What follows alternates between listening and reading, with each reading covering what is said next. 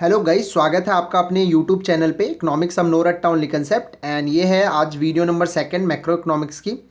तो शुरू करते हैं आज की वीडियो। आज हम शुरू करने वाले हैं अपना lesson unit that is national income, right. तो शुरू करते हैं। तो नेशनल इनकम के बारे में मैं पहले ये बता दूं कि ये यूनिट 1 है जो टोटल आपके 10 मार्क्स कैरी करता है, ठीक है, 10 मार्क्स। और इस यूनिट का पूरा नाम क्या है? National income and related aggregate, right. और नेशनल इनकम रिलेटेड एग्रीगेट क्या है, ये सारी बातें देखेंगे। और इसमें हमें पढ़ना क्या है ये देख लो आप। ये 4 यूनिट है, सॉरी 4 चैप्टर बोल सकते हो, 4 टॉपिक बोल सकते हो। आप किसी भी बुक को फॉलो करोगे तो ये 4 टॉपिक या 4 चैप्टर के फॉर्म में ये बुक में लिखा होगा आपका। पहला क्या है? Circular flow of income. दूसरा basic concept of macroeconomics. तीसरा national income and related aggregate. और चौथा मेजरमेंट ऑफ नेशनल इनकम।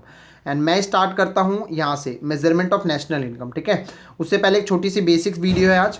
उसके बाद हम यहाँ से शुरू करेंगे मेजरमेंट ऑफ नेशनल इनकम की। नेशनल इनकम को मेजर करने के क्या क्या मेथड्स हैं, एंड फिर उल्टा बैकवर्ड चलेंगे। फिर ये दो सेकंड चैप्टर और थर्ड चैप्टर के बेसिस को देखेंगे, एंड फिर सर्कुलर फ्लो ऑफ इनकम को देखेंगे, राइट। सो ये है आपका सीबीएसई ने प्रिस्क्राइब करा है part 1 introductory macro economics. Unit 1 में क्या पढ़ना है ये आप स्क्रीनशॉट क्लिक करके देख सकते हैं। कुछ भी नहीं पढ़ना है, वही पढ़ना है स्पेसिफिकली जो सीबीएसई आपको प्रिस्क्राइब करता है। तो ये यूनिट 1 का पूरा डेटा आपके सामने है जो आपको पढ़ना है, ठीक है भाई। तो शुरू कर लेते हैं। पहला क्या लिखा हुआ, व्हाट इज मैक्रो इकोनॉमिक्स। तो ये इंपॉर्टेंट आपके एग्जाम पॉइंट ऑफ व्यू से नहीं है, बट आपका बुक है और आपका बुक का नाम है तो आपको ये चीज़ें पता होनी चाहिए, राइट। देखो मेरा मकसद बता क्या होता है। मेरा मकसद पढ़ाने का सिर्फ ये नहीं होता है कि आप अच्छे मार्क्स लाएं। मेरा मकसद ये होता है कि आप अच्छे मार्क्स लाने के साथ साथ एक अच्छे इंसान बने। और अच्छे इंसान इन द फॉर्म कि आप उस सब्जेक्ट की नॉलेज को सोशली यूज़ कर पाएँ। मतलब बुक पढ़ ली और कहाँ यूज़ आ रहा है, ऐसा कुछ नहीं है ना। मैं रियल लाइफ से रिलेट करके बताना चाहता हूँ। मैं ऐसी जो नॉर्मली भी ऐसी पढ़ाता हूँ कि दिसंबर तक आपको इस तरीके से पढ़ना है कि आप निचोड़ डालो सब्जेक्ट को। जितने डाउट पूछ सकते हो उतने पूछो, डेप्थ तक जाओ क्वेश्चन की। और क्या कहना चाह रहा है, क्यों कहना चाह रहा है, एग्जाम ओरिएंटेड तो पढ़ना ही पढ़ना है, उसके साथ एक्स्ट्रा पढ़ो, ठीक है। बच्चे मार्क्स मार्क्स मार्क्स के पीछे भागते हैं। फिर जब दिसंबर के बाद जो 2 मंथ बचेंगे उसमें मॉक टेस्ट दो, एग्जाम ओरिएंटेड आ जाओ। थोड़ा सा हमारा है ऐसा पैटर्न, मार्क्स के ज़्यादा वैल्यू है यहाँ पे। बट आपको इस तरीके से पढ़ना है कि चीज़ें सीखें, आप समझे, रियल लाइफ में इसको यूज़ कर पाए। कोई आपसे पूछे तो आप उसको समझा पाए, या डेफिनेशन नहीं देने लग जाए, राइट। तो ये बहुत ज़्यादा काम भी आएगा रियल लाइफ में आपको इकोनॉमिक्स। तो शुरू करते हैं, व्हाट इज़ मैक्रो इकोनॉमिक्स। तो ये मैंने बोला आपको एग्जाम पॉइंट ऑफ व्यू से तो बहुत ज़्यादा इंपॉर्टेंट नहीं है, बट क्लास 11th में भी आपने इसको पढ़ा है, माइक्रो एंड मैक्रो। थोड़ा सा देख लेते हैं बेस के साथ। तो पता ही आपको माइक्रो का मतलब लिटरल मीनिंग छोटा, मैक्रो का मतलब बड़ा, राइट। तो क्या होता है भाई, देखो माइक्रो स्टैंड फॉर, स्पेलिंग देखेंगे तो आप ये जनरली आप समझ सकते हैं कि यहाँ पे एक डिफरेंस है। किसका डिफरेंस है? आई का, और यहाँ पे डिफरेंस है ए का। तो I stand for here individual, right, individual. और यहाँ पे ए का मतलब होता है एग्रीगेट।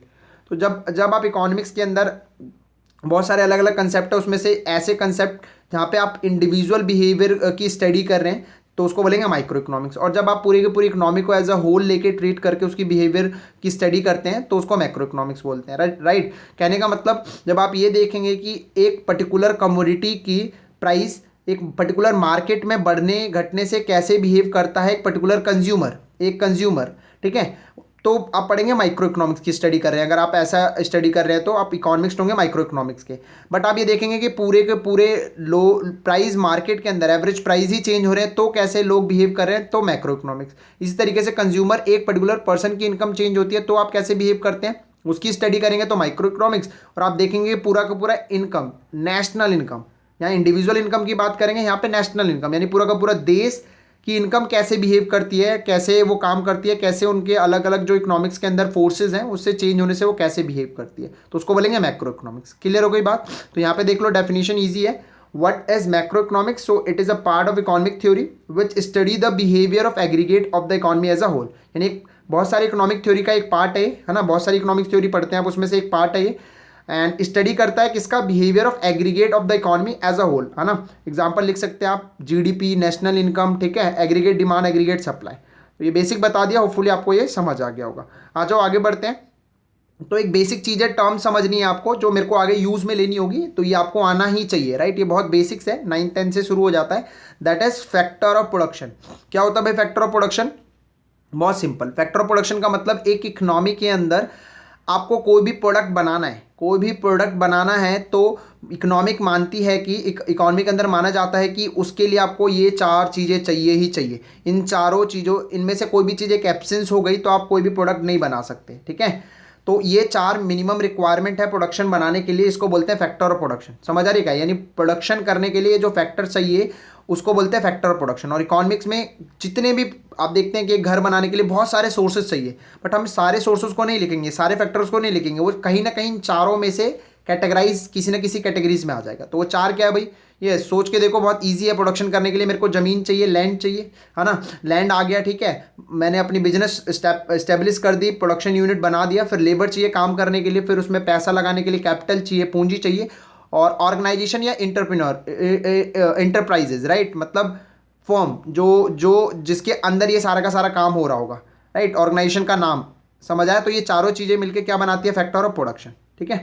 तो इनके अंदर जो लोग ये काम दे रहे हैं, फैक्टर ऑफ प्रोडक्शन कर रहे हैं, फैक्टर सर्विस बोलते हैं इनको, जो ये दे रहे हैं लैंड, लेबर, कैपिटल, ऑर्गेनाइजेशन, इनको बोलते हैं फैक्टर सर्विस। फैक्टर प्रोडक्शन और जो ये काम दे रहे हैं उनको बोलते हैं फैक्टर सर्विस। तो फैक्टर सर्विस के बदले आपको कुछ मिलेगा भाई, है ना। फ्री में काम करेंगे क्या? कोई फ्री में लैंड देगा आपको? कहीं फ्री में आप जाके किसी को कैपिटल देंगे? कहीं किसी के यहाँ फ्री में काम करेंगे? नहीं। कहीं पे आप ऑनर है तो फ्री में आप काम तो नहीं करेंगे, आप कुछ ना कुछ तो डिमांड कर रहे होंगे। यस, तो ये फैक्टर ऑफ प्रोडक्शन जो सर्विस देते हैं वो क्या देता है, हमें रिटर्न देता है भाई, और उस रिटर्न को बोलते हैं फैक्टर इनकम। तो भाई लैंड वाले को क्या मिलेगा, रेंट, लेबर को क्या मिलेगा, वेजेस, कैपिटल को क्या मिलेगा, इंटरेस्ट, और इंटरप्राइजेस यानी जो फॉर्म है, ऑर्गेनाइजेशन है, उसको क्या मिलेगा, प्रॉफिट। बात समझ आई? तो ये ध्यान में रखेंगे, बहुत बेसिक्स है, इसका यूज मैं आगे लूंगा, इसलिए मैंने एक बेसिक्स डिस्कस कर दिया, ठीक है। चलो आगे आ जाओ। अब है हमारी बात नेशनल इनकम के बारे में। अब यहाँ से ध्यान से समझना, 1 मार्क्स का क्वेश्चन बनता है। जो आपका यूनिट है, यूनिट का नाम है, राइट, और चैप्टर का भी नाम है, नेशनल इनकम। क्या होता है भाई नेशनल इनकम? तो समझना भाई, यहाँ पे देखो क्या समझ आ रहा है, यहाँ 2 वर्ड से बेसिक लिटरल मीनिंग पे समझते हैं, ठीक है। नेशनल इनकम मतलब नेशन, है ना। नेशन मतलब एक देश, जैसे इंडिया एक देश है, एक नेशन है। और इनकम मतलब नेशन की इनकम, यानी पूरे देश में जितनी भी इनकम है उसको मैं सारे को जोड़ दूं।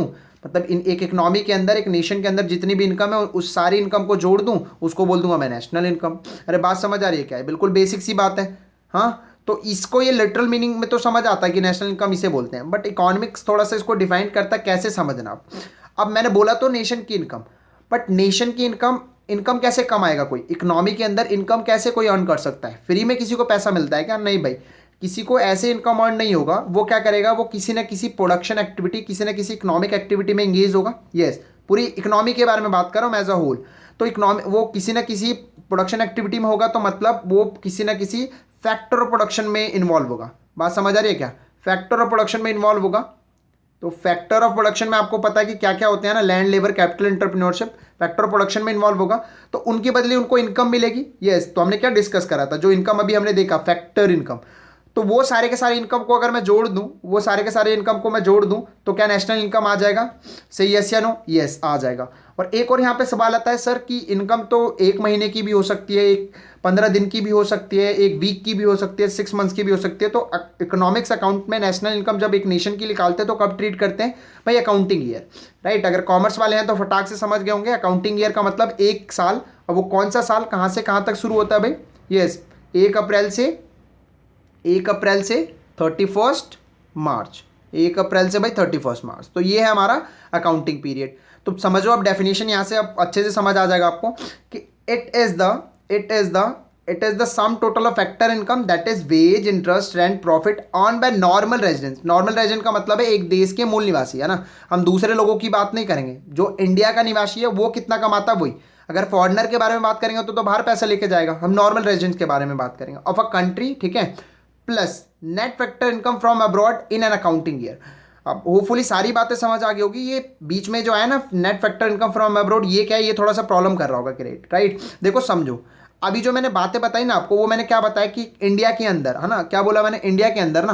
तो लेट से ये हमारा इंडिया, ये है हमारा प्यारा भारत, मैं ऐसे ही बनाता हूँ, ठीक है। तो इंडिया के अंदर क्या है, बहुत सारे लोग हैं, ठीक है। ये इंडिया की बाउंड्री है, नॉर्मल रेजिडेंस है इसके अंदर रहने वाले। ये लोग काम कर रहे हैं, फैक्टर ऑफ प्रोडक्शन में इन्वॉल्व है, और इनको फैक्टर इनकम मिल रही है। तो ये मेरा क्या है, एक टेरिटरी के अंदर, डोमेस्टिक टेरिटरी के अंदर है। ये इसको डोमेस्टिक टेरिटरी बोलते हैं, ये जो बाउंड्री है, ठीक है। तो इनके अंदर जो अर्न हो रही है इनकम, उसको मैं क्या बोल देता हूँ, डोमेस्टिक इनकम। क्या बोल देता हूँ भाई? डोमेस्टिक। डोमेस्टिक का मतलब घरेलू, यानी बोलते हैं ना डोमेस्टिक मैच है, इंडिया के डोमेस्टिक मैच है, मतलब इंडिया के अंदर ही मैच है, यानी with in the country match है, उसको मैं क्या बोलता हूँ भाई, डोमेस्टिक इनकम। यानी एक विद इन द कंट्री के अंदर जो इनकम अर्न हो रही है उसको डोमेस्टिक इनकम बोल देता हूँ। बात समझ आई? अब बात समझना कि क्या जो ये इंडियन के लोग हैं वो इंडिया में रहते हैं, उसके अलावा कहीं और नहीं रहते क्या? नहीं सर, वो तो बिल्कुल बाहर भी रहते हैं, यूएसए में रहते हैं, नेपाल में रहते हैं, अलग अलग चाइना में रहते हैं, अलग अलग जगह पे रहते हैं, राइट, कनाडा में रहते हैं। और वो लोग जो रहते हैं वो काम भी करते होंगे वहाँ पे? यस, बिल्कुल काम करते होंगे सर, कुछ ना कुछ तो काम जरूर करते होंगे। और वो पैसे भी कमाते होंगे? Yes sir. और पैसे कमा के कुछ पैसे यहाँ भी भेजते होंगे? सर बिल्कुल भेजते होंगे। तो ये पैसे भेज रहे हैं तो वो इंडियन लोग हैं, भले ही वहाँ रह रहे हैं बट है इंडियन लोग, और पैसा भेज रहे हैं इंडिया में, तो वो इंडिया का इनकम का पार्ट होगा कि नहीं? सोच के बताइए थोड़ा। यस, बिल्कुल होना चाहिए। तो जो ये बाहर वाले लोग हैं ना, वो क्या कर रहे हैं, वो अब्रॉड के लोग हैं और फैक्टर इनकम कमा रहे हैं वो भी, तो वो क्या दे रहे हैं, बाहर से पैसा ला रहे हैं। उसको क्या बोलता हूँ मैं, net factor income from abroad, NFIA। क्या बोलता हूँ मैं, net factor income from abroad. कोई कोई टीचर इसको नफिया, कोई कोई टीचर NFIA बोलता है, ठीक है, और नफीफा भी कोई कोई बोल देते हैं, तो मैं बोलूँगा इसको NFIA अभी से, ठीक है। वो NFIA क्या हुआ भाई, वो सारा का सारा फैक्टर इनकम जो बाहर से लोग कमा के कंट्री में दे रहे हैं। यहाँ तक बात समझ आई? तो मेरा वो नेशनल इनकम का पार्ट होगा कि नहीं होगा? सर बिल्कुल होगा। तो समझ आया नेशनल इनकम क्या हुआ, डोमेस्टिक इनकम जो विद इन द कंट्री कमा रहे हैं, plus NFIA, net factor income from abroad, जो बाहर से पैसा आ रहा है। एक साल के अंदर दोनों को जोड़ दूंगा तो क्या आ जाएगा, मेरा नेशनल इनकम आ जाएगा। होपफुली आप आज की डेफिनेशन को समझ पाएंगे अच्छे से, क्या समझाने की कोशिश कर रहा हूं मैं। तो एक तो तरीका यह है इस डेफिनेशन को लिखने का, समझ गए। दूसरा तरीका क्या होता है, आप इसको नेशनल इनकम को दूसरे तरीके से भी समझा सकते हैं, यानी नेशनल इनकम की डेफिनेशन को दूसरे तरीके से समझा सकते हैं। बहुत सारी बुकों में ये भी लिखा होगा, तो आपको दोनों समझना बहुत ज़्यादा जरूरी है, ठीक है। यानी व्हाट इज नेशनल इनकम, इसको दूसरे तरीके से समझ सकते हैं, ये जो लिखा हुआ है डेफिनेशन। अब मैं यहाँ पे पढ़ने से पहले मैं आपको समझाऊं कि इसका क्या मतलब है, ठीक। अच्छा, आप समझना मेरी बात को, कि मैं बोल रहा हूँ कि इकोनॉमी के अंदर, पूरी इकोनॉमी के अंदर जो फाइनल गुड्स एंड सर्विसेज है ना, मतलब प्रोडक्शन जो भी है, फाइनल गुड्स एंड सर्विसेज का मतलब जो फाइनल प्रोडक्शन है वो 100 रुपये का हुआ है। उसकी अगर मनी वैल्यू के बारे में बात करूँ मैं, अगर उसकी मनी वैल्यू के बारे में बात करूँ तो वो 100 रुपये का हुआ है, ठीक है। अब एक बात बताना मुझे सोच के यहाँ पे, कि ये 100 रुपये का प्रोडक्शन हुआ है, यानी ये किसकी वैल्यू है, फाइनल गुड्स एंड सर्विसेज की, फाइनल गुड्स एंड सर्विसेज की, ठीक है, goods and services, final goods and services. अब ये जो 100 रुपये हैं, इसमें किस किस के हिस्से बटे होंगे, यस बताना भाई। इसमें से कुछ लेके गया होगा रेंट वाला, है ना, कुछ लेके गया होगा लेबर यानी वेजेस लेके गया होगा, कुछ इंटरेस्ट लेके गया होगा, यही तो इनकम बटेगी। और कुछ इसमें से जो एंटरप्रेन्योर होगा वो प्रॉफिट लेके गया होगा, यानी जो प्रोडक्शन हुआ इतने का, और इनको ये चारों को मिल गया इतना सारा, ठीक। तो आप बता सकते हैं कि अब ये इनकम जो इनको बट रही है, ये अलग अलग अमाउंट में जो मिल रहा है इनको, मान लो इसको मैंने दिया 10, इसको मैंने दिया 20, इसको मैंने दिया 20, ठीक है, कितने हो गए 40 50, और इसको दिया प्रॉफिट 50। तो ये टोटल मैं इसको जोड़ूं तो ये क्या मेरा फैक्टर इनकम है क्या, 100 रुपये? यस। और यही वैल्यू क्या मेरी फाइनल गुड्स एंड सर्विसेज की मनी वैल्यू है क्या? मैंने जो प्रोडक्शन करा एक साल में फाइनल गुड्स एंड सर्विसेज, उसकी मनी वैल्यू है क्या? यस सर बिल्कुल है। यानी जितना आपने प्रोडक्शन करा फाइनल गुड्स एंड सर्विसेज का, वही सेम वैल्यू है हमारे फैक्टर इनकम की। तो मैं इसको प्रोडक्शन के बेस पे भी, यानी नेशनल इनकम को अभी मैंने इनकम के बेस पे डिफाइन करा ना, मैं इसको नेशनल इनकम को प्रोडक्शन के बेस पे भी डिफाइन कर सकता हूँ, इसलिए इसको नेशनल प्रोडक्ट भी बोलते हैं, इसको नेशनल प्रोडक्ट भी बोलते हैं। बात समझ आई क्या? देखो अब डेफिनेशन अब समझ आएगा। नेशनल इनकम या national product is defined as the money value of all the final goods and services produced by normal residents, वही बात जो नॉर्मल रहते हैं वहाँ पे, within domestic territory of a country and accounting year। तो accounting year मतलब with in the country हो गया डोमेस्टिक, प्लस करना है क्या, नफिया या NFIA, net income from abroad. बात समझ आई क्या भाई? बिल्कुल आ गई होगी। एक बार और देख लो, नेशनल इनकम को नेशनल प्रोडक्ट भी बोलते हैं। कैसे डिफाइंड है ये? Money value of all final goods and services. क्यों बोल रहे हैं all final goods and services की मनी वैल्यू? क्योंकि जितना final goods and services produce हुआ है वो इनडायरेक्टली क्या होता है, हमारा फैक्टर इनकम ही तो होता है। और कौन प्रोड्यूस करता है? नॉर्मल रेजिडेंट प्रोड्यूस करते हैं। डोमेस्टिक टेरिटरी का मतलब अभी ये समझ लो कि जो बाउंड्री होती है ना हमारी इंडियन डोमेस्टिक टेरिटरी, उसको बोलते हैं। यानी जहाँ तक हमारा कन्याकुमारी से जम्मू कश्मीर से सॉरी कन्याकुमारी, और इधर गुजरात से अरुणाचल प्रदेश तक, वो सारा का सारा पूरा टेरिटरी डोमेस्टिक टेरिटरी कहलाएगा, ठीक है। और एक साल के अंदर ये जितना भी प्रोडक्शन होगा उसको ऐड कर देंगे तो नेशनल इनकम आ जाएगा, ठीक। बाकी जो ये ना दिख रहा है आपको, final goods and services, domestic territory, normal resident, इनको अलग से भी डिफाइन किया है इकोनॉमिक्स में। इस पे बेसिक थ्योरी क्वेश्चन भी आता है, जब हम थ्योरी वाले स्पेसिफिक चलेंगे वहाँ पे डिस्कस करेंगे। यहाँ पे डिस्कस करेंगे तो आप कंफ्यूज हो जाएंगे। यहाँ पे जितना मैंने बता दिया उतना समझिए और आगे बढ़िए, राइट। चलो होपफुली आप दोनों कंसेप्ट समझ आ गया होगा और आप किसी को समझा भी सकते हैं, ये उम्मीद करता हूँ मैं। अब एक और बहुत बढ़िया सवाल जो एग्जाम के लिए रिलेटेड नहीं है बट रियल लाइफ में आपसे कोई भी अच्छा आदमी पूछ सकता है कि why we study national income, क्यों पढ़ रहे हैं, वाई, मतलब रीज़न तो पता होना चाहिए ना नेशनल इनकम पढ़ने का कि क्या है चीज़ें इसके पीछे। तो बहुत लॉजिक आंसर हो सकते हैं इसके अगर आप थोड़ा सा सोचेंगे तो देखिए क्या होता है कि भाई नेशनल इनकम एक अमाउंट बताएगा आपको कि आपके पास कितनी इनकम है, ठीक है। तो जनरली आप सोचिए कि हमारी फैमिली में क्या होता है कि हम एक महीने में हमारे पेरेंट्स को पैसे मिलते हैं और फिर हम अगले साल का बजट बनाते हैं, राइट। और सॉरी, अगले साल का नहीं, अगले मंथ का, कि भाई इतनी ट्यूशन फीस जाएगी, इतनी सैलरी जाएगी, राइट, हम बजट बनाते हैं। तो इसी तरीके से गवर्नमेंट भी बजट बनाती है ना। आप लोगों में सुना होगा कि हर साल 28 फेब के लास्ट मंथ में हमारे फाइनेंस मिनिस्टर बजट को अनाउंस करती है पार्लियामेंट के अंदर। तो बजट के लिए हमें क्या पता होना चाहिए, आप सोच के देखिए। मैं बजट बना सकता हूँ कि बिना जाने कि मेरे पास कितनी इनकम है? नहीं, बहुत मुश्किल है बजट बनाना, एस्टिमेट करना कि मेरे पास इनकम ही नहीं पता है कि मेरे पास कितनी, और मैं ऐसे ही अपने आप ही खर्चे बता दूँ। बजट में बेसिकली होता है क्या, इनकम और खर्चे के बारे में तो बात करते हैं। तो एक बहुत बड़ा रीज़न है कि हमें बजट बनाने में आसानी मिलती है, राइट। उसके अलावा और क्या रीज़न है? उसके अलावा अगर मान लो कि मैं ये बोल रहा हूँ कि आपको कंपैरिजन करना है अपने आप से, है ना। अब पढ़ाई में कंपैरिजन करना चाह रहे हो अपने आप से, तो कैसे कर पाओगे कंपैरिजन? आप देखोगे कि यार मेरे टेस्ट में पिछले वाले में 20 आए थे, इस वाले में 25 आए, तो आप देखोगे प्रोग्रेस हो रही है। अगर पिछले वाले में 20 आए थे, इस बारे में 20, तो भाई प्रोग्रेस नहीं हो रही है।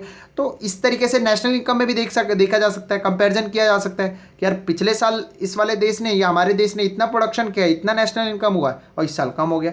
तो ये कुछ रीज़न है, इसको ध्यान में रखेंगे कि why we study national income, यहाँ पे लिखा हुआ है इट हेल्प अस का मतलब यहाँ पे Indian government to estimate about government budget, कि कितना गवर्नमेंट बजट बनाना है। कंपैरिजन कर सकते हैं हम दूसरी कंट्री के साथ, है ना, कि भाई चाइना का नेशनल इनकम इतना है, इंडिया का इतना, अमेरिका का इतना है, भाई क्या कमी है, क्या दिक्कत है, देखो हम आगे बढ़ रहे हैं कि नहीं बढ़ रहे हैं। सेल्फ असिस्टमेंट कर सकते हैं, तो पिछले साल तो हमारी ये ऐसी प्रॉब्लम थी तो ये हमारा नेशनल इनकम आया, इस बार कोरोना वायरस है तो नेशनल इनकम पे क्या फ़र्क पड़ रहा है। तो सेल्फ असिस्टमेंट करेंगे कि देखेंगे, सेल्फ असिस्टमेंट मतलब इकोनॉमी का सेल्फ असिस्टमेंट, और बेटर फ्यूचर डिसीजन, इसके बेसिस पे फिर हम एक अच्छा डिसीजन ले पाएंगे कि अगर हमें आगे क्या करना चाहिए, कैसे करना चाहिए, किस पॉलिसी पे काम करना चाहिए, क्योंकि हमारे रिसोर्सेज डिफाइंड हो जाएंगे, तो इस तरीके से हम आगे बढ़ते चले जाएंगे। फाइनली होपफुली आपको समझ आएगा आज का लेसन। हाँ, थोड़ी सी वीडियो लंबी होगी बट मैंने पूरी कोशिश करी है कि सारी चीज़ आपको समझा पाऊँ, ठीक है। तो इतना ही रखते हैं आज की वीडियो के लिए, मिलते हैं नेक्स्ट वीडियो में। Till then have a great day, God bless you all.